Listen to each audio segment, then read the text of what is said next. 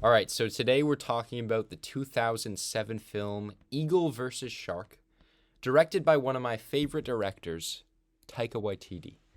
And now, Taika Waititi, I loved him pre-Marvel. Marvel's put a sour taste in my mouth as a whole and in relation to Taika, because I saw this thing. I think it was like somebody showed me a letterboxed Reddit post where it was like, what is the best three run films directed by any director? Like three in a row that are all just like amazing. And in my opinion, sorting by release date, I think, because these two here are shorts, I think Boy, What We Do in the Shadows, and Hunt for the Wilder People is like, Boy, one of my favorite movies of all time. What We Do in the Shadows, I think, is probably the funniest movie of all time. And Hunt for the Wilder People is just such a feel-good family movie. Like, I watched it with my family, and, like, they all love it too. Like, it's so likable. And I think that's just a crazy three run of films. Eagle versus Shark was before that, so you know. And I think, in general, my thoughts about Eagle versus Shark, it has, like, the same quirkiness as some of his other films, especially Boy, because it's lower budget, just like Boy is set in New Zealand. It's just lesser than Boy is. Boy, all of the themes are more coherent. It uses this quirkiness as an accent to the actual, like, the actual more impactful themes and just messages at the center of the film, rather than Eagle versus Shark, where it seems like the quirkiness is the driving force, whereas the actual problem and conflict should be the driving force, where it is in Boy. I could rave about Boy for so long because, yeah, I think it's absolutely hilarious. Some great lines. I mean, all of his movies have some great lines. In general, spoiler-free thoughts if you want to go watch it. They are still very fun characters to follow, especially Lily. I think Lily is the heart of the movie. She is the protagonist of the film. And you're happy for her when she develops this romance with Jared and everything, but Jared is kind of just like an asshole the whole movie. He's not very likable. But you go along with it for Lily's sake, and you could maybe see their quirkiness kind of work together and look over some of his shortcomings. But, I mean, like, come on, dude, get over yourself. In general, it is still have a low budget feel. It was made for about 1.35 mil US dollars, so not New Zealand dollars. And it looks like it grossed about 1.2 mil worldwide, it seems. So it's like, okay, that's not too bad. 1.35 mil for I think it was his first feature. You know, that's pretty good. Yeah, the indie feel is definitely still there. The small locations. It's mainly just like a few houses, the park. Yeah, party. It's just like houses outdoors in just random suburb in New Zealand. So, you know, there's not much to it.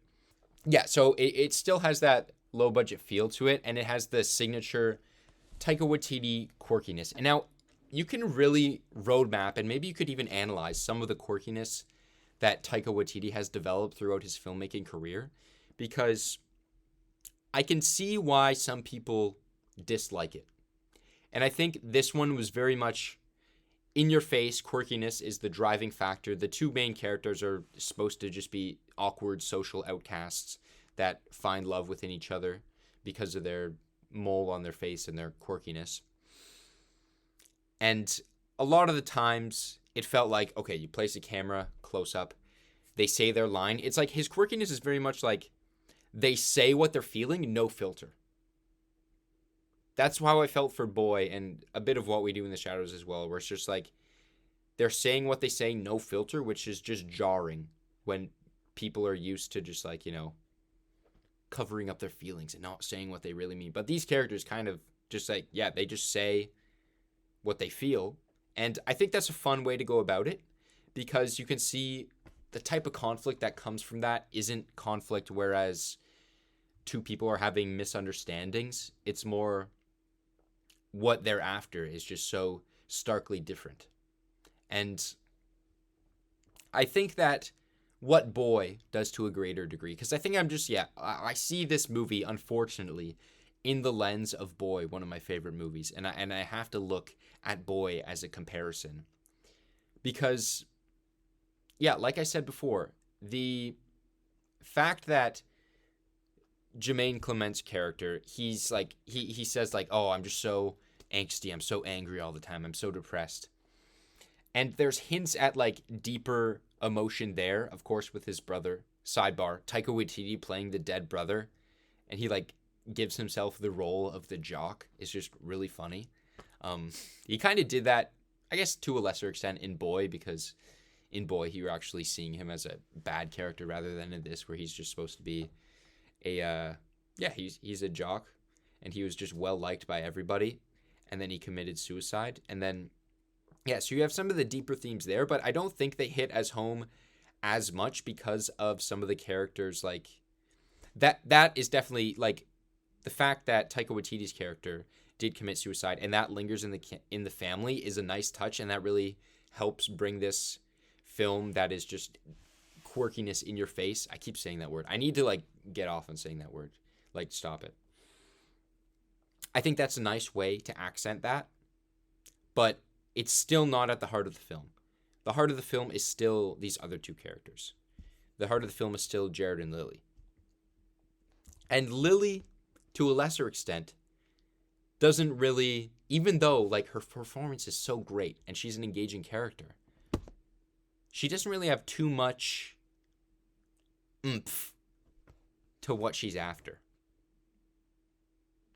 She's just like an enjoyable presence on the screen that you like following her around because she's so nice. And like when she hangs out with his dad and like pushes him around on the wheelchair, that's just a lot of fun. Yeah, so I think what I'm trying to say is that if there was a more meaningful like bit of conflict in this movie, a more impactful message that is at the heart of everything in Boy, where it's like, yeah, the father-son relationship and everything, that's more direct. That's literally the heart of the film, whereas the sidebar in this film seems to be the most impactful thing, whereas it should be the main conflict. But at the same time, the lingering effects of that are still really fun. And I'm definitely going into more spoiler territory now, so I didn't really say too many spoilers before. I did say a few things, just like her hanging out with the dad, which isn't really like a spoiler or anything. But the fact that Jared, it seems like the movie is showing Lily as the protagonist, but the climax of the film is involving Jared and the fight that he was supposed to have. And that definitely seems much more of a thing that is impacting Jared rather than Lily. Because it's a fight that he's hyping up this whole time, which I really like the hype up to the fight. Like, the fight was just a nice touch. They're hyping it up this whole time, and then it turns out this guy who used to bully him is disabled, and he's in a wheelchair. You can see all the emotion that Jared is going through, and you kind of feel like the peripheral embarrassment with Lily and the father and the friends. But it's not as impactful as Jared, and if you went off and made Jared the main character to begin with, I think that would have made more sense. Because I kind of wanted Lily to have a moment. I wanted her to have just the climactic moment happen to her, but it didn't really come. And I think the issue with that is that her whole deal in this is her relationship with Jared, and her, if you want to find a climactic moment for her to have, it would be her deciding to leave because of Jared's actions. Yeah, and then staying after. But I think that it just didn't work as well for two reasons. One, we already established that they broke up earlier on in the week. And so the impact of him leaving her for good and her finally leaving that environment isn't as impactful because we already had that hit of him saying that he doesn't want to be with her anymore. And two, it's like Jared just isn't that likable. That's the other thing. It's like she's chasing this guy who isn't really that likable to begin with. But so yeah, those are the two reasons why I think that the protagonistic climax in this film just isn't as impactful, whereas that should be kind of like the main driving force of the entire movie. That said, all of the bits of hanging out in Jared's hometown are just so fun. All the side characters work so well. The dad, the kind of subtle torment that he's going through, especially with the dead brother and everything. And then Jared's daughter, which was like, the reveal was just like so nonchalant. It's like, oh yeah, I have a daughter. Whoa, okay. She was so funny. She was so cute.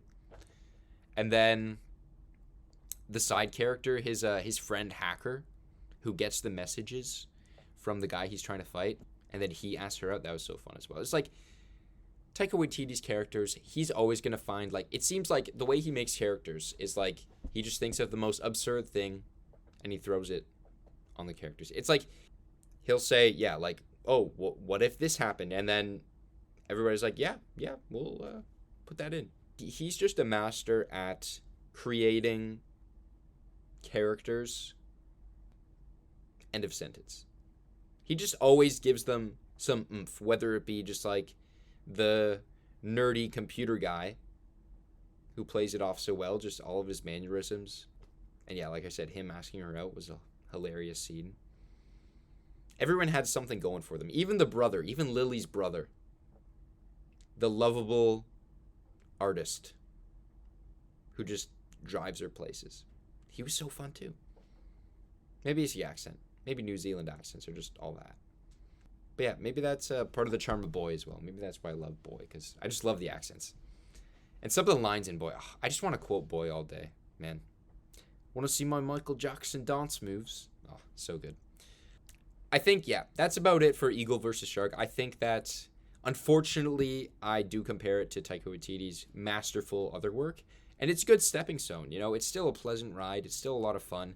And it has a bit of heart to it, which I think can be misguided at times. But I do think that if you enjoy this type of film, maybe like a Juno, still got some Scott Pilgrim, Wes Anderson kind of ish quirkiness to it, you'll enjoy it. And I think Taika Waititi's, like, his entire repertoire has gone downhill in my eyes because of Marvel. Because I think Thor: Love and Thunder is bad. I really, really don't care. And it's just like the worst of his type of humor, unfortunately. Because in some of the moments where you want to have it more impactful, I think, yeah, again, it kind of feels more, it feels lesser because some of the comedy that is trying to insert in there. And even like some of the only impactful arc in Thor: Love and Thunder is Natalie Portman's character. And it seems like often the times she'll, like, Korg will be just like saying a joke towards them. It's like, oh yeah, they're out on the ship and they're making love because that's funny and it's a thing that they do and I have an accent. And it's just very, very underwhelming. And I think him sticking to his own stories, he's just like, he feels so much more refreshing with lower budgets. Maybe not lower budgets, just like stories that are less grand. What We Do in the Shadows, Hunt for the Wilder People. It's just two guys in a forest. He needs his films that are based on relationships. Boys, father, son. What We Do in the Shadows is all of the vampires, and it's just a hilarious premise. He needs to make his own premises. I think his writing is like part of the reason why. And then Jojo Rabbit. I didn't even mention Jojo Rabbit. I feel like that one always skips over my mind because it's in the era of Marvel rather than his previous work. And Jojo Rabbit's great. Jojo Rabbit's great, but I think I do like it less than Hunt for the Wilder People, Boy, and What We Do in the Shadows. Just because it feels more grand, in your face. But that is to say, I love Jojo Rabbit still. I'm just comparing it, where I probably don't really need to that much. I do love Jojo Rabbit more than any of his Marvel stuff as well. And so, with Taika, still love the guy. He's so funny. Just so funny and everything. I think that we all got to look forward to Next Skull Wins. For the past 3 years, I've put this as my most anticipated movie of the year. And it hasn't come out yet. I'm convinced it's never going to come out.